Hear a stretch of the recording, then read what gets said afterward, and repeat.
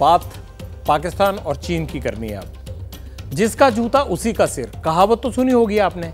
अपने सदाबहार दोस्त पाकिस्तान के साथ चीन ऐसा ही कर रहा है। पाकिस्तान दुनिया का तीसरा ऐसा मुल्क है जिस पर चीन का सबसे ज्यादा कर्ज है। चीन ने जितना कर्ज पाकिस्तान को दिया, उसके सूद में चीन ने पाकिस्तान से उतने ही बड़े प्रोजेक्ट लगा दिए वहां पे, यानी वहीं इन्वेस्टमेंट कर दी। चीन की इस लूट से सरहद पार हाहाकार मचा है।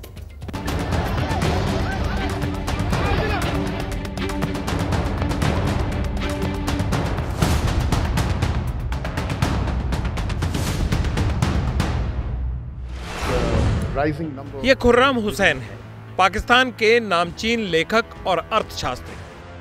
पाकिस्तान की माली हालत कैसे बिगड़ी, कौन कसूरवार है और कैसे चीन ने दोस्ती की आड़ में पाकिस्तान को लूटा, पूरा सच खुर्रम से ही सुनिए।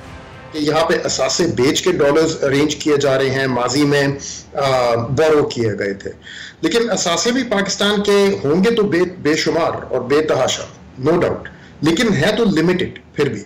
और आप अगर एसेट्स बेच के अपने इकोनॉमिक डिसफंक्शन को फाइनेंस करेंगे तो इवेंचुअली तो आपके एसेट्स भी खत्म हो जाएंगे, बेशक जितने मर्जी वो बेशुमार हो, इवेंचुअली तो वो खत्म होंगे। चीन के चेहरे से मक्कारी का नकाब खुर्रम साहब ने इसी आर्टिकल में उतारा, जिसमें उन्होंने मुल्क की तबाही का ठीकरा चीन पर फोड़ा। पाकिस्तान के मशहूर अखबार डॉन में छपे आर्टिकल में खुर्रम हुसैन ने क्या कुछ कहा, हाइलाइट्स बताते हैं। खुर्रम का दावा नंबर 1, चीन ने कर्ज दिया, सूद लिया और उसी से पाकिस्तान में प्रोजेक्ट खड़े कर दिए। खुर्रम हुसैन का दावा नंबर 2, 2010 में चीन के व्यापार में पाकिस्तान को 90 अरब डॉलर का घाटा हुआ। खुर्रम हुसैन का दावा नंबर 3, चीनी कर्ज का सिर्फ 2% पाकिस्तान को ग्रांट यानी अनुदान में मिला। इसका मतलब ये हुआ कि चीन ने पाकिस्तान को जो कर्ज दिया है वो बेहद कड़ी शर्तों पर दिया है और उस पर भारी ब्याज वसूला। इतना ही नहीं, इंटरेस्ट को पाकिस्तान में ही सीपेक जैसे बड़े प्रोजेक्ट में इन्वेस्ट किया। अगर ऐसे ही चलता रहा तो पाकिस्तान का क्या होगा? अब जो अगली बड़ी पेमेंट नजर आ रही है वो अप्रैल 2024 में है। उससे पहले छोटी छोटी तमाम पेमेंट्स हैं, लेकिन nothing that can trigger a default like situation.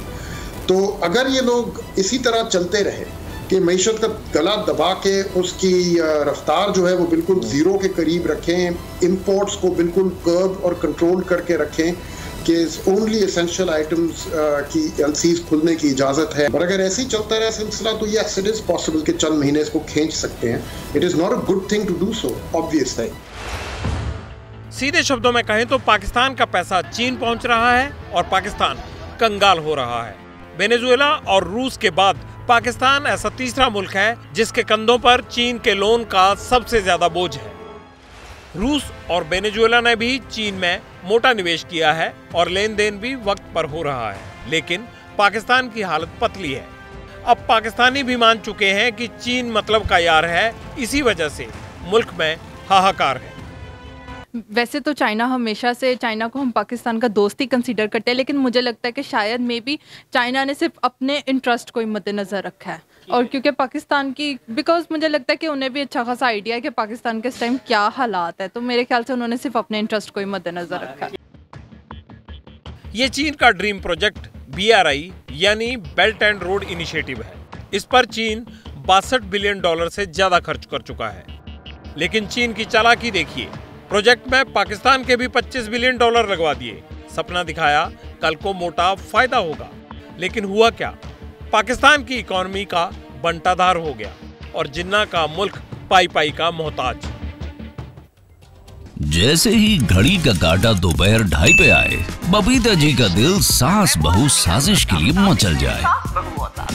और ये है इनकी बहू, पूरे दिन ऑफिस की टेंशन हो जाए गॉन जब ये करें अपना फेवरेट शो फ्री टाइम पे ऑन।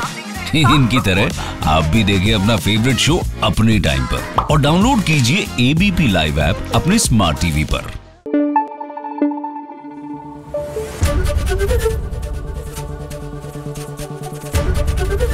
ABP न्यूज आपको रखे आगे।